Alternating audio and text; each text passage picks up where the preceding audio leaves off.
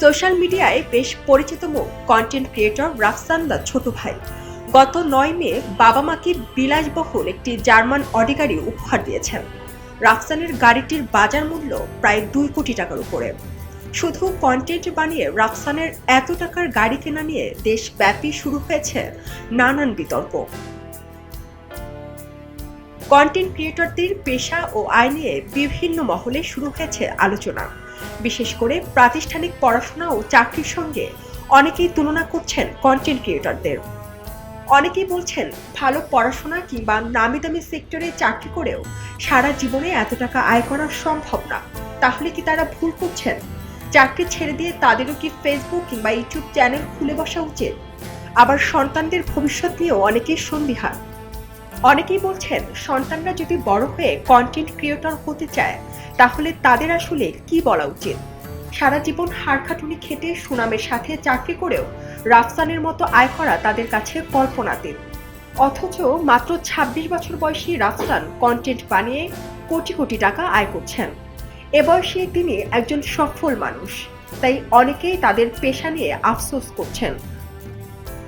তবে content creation এখনো দেশের বাইরে মেইন স্ট্রিম হয়ে ওঠেনি, কিন্তু বাংলাদেশের মাধ্যমটি মেইন স্ট্রিম হয়ে উঠেছে। অসংখ্য মানুষ এটিকে পেশা হিসেবে নিচ্ছে। কেউ বা চাকরির পাশাপাশি কন্টেন্ট বানানো শুরু করলেও পরবর্তীতে চাকরি ছেড়ে দিয়ে শুধু কন্টেন্ট বানাচ্ছে।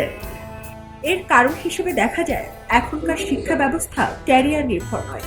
শিক্ষার্থীদের পড়াশোনার শেষে চাকরি বিষয়েও নিশ্চয়তা নেই। এ সকল আলোচনা সমালোচনায় নানান দিক উঠে এসেছে।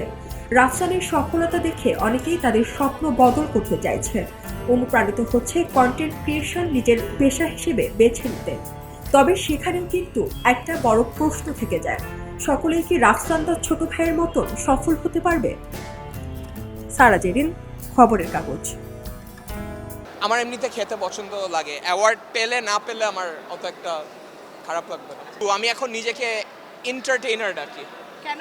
এটা কারণটা কি? কারণ আই থিঙ্ক ফুডের আমি অনেক কিছু করেছি, বাট আমি এখনও ফুড নিয়ে ভিডিও বানাই, কিন্তু আমি দেশ বিদেশে বানানো হয় বেশি।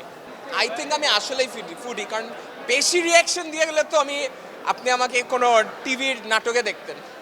এই ভাই কি বলতো রিয়াজ সেম দি কাকে কি কোশ্চেন করতে? এবার খাও। এই যে এটা নতুন স্পুন, ক্যাপচার করবে সাংবাদিককে। সত্যি কথা এটা 3 ঘন্টা আগের, বাট আমি নিজে বানাইছি।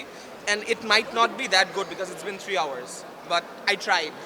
And এটা আমি 15 minutes এ বানিয়েছি অ্যাকচুয়ালি। আপনাকে খাওয়াই দিব? বুমগুলি নিচে নামাই। বুমটা নামা। ও সরি, এখানে একটু ঝাল কতটুকু? ঝাল না, ঝাল দেইনি। Do you like it? Be honest. এই যে আপনার থেকে আমার ক্যামেরায় দেন, এবার আমার ক্যামেরায় দেন। এলো মুক্ত চিন্তার স্বাধীন দৈনিক খবরের কাগজ।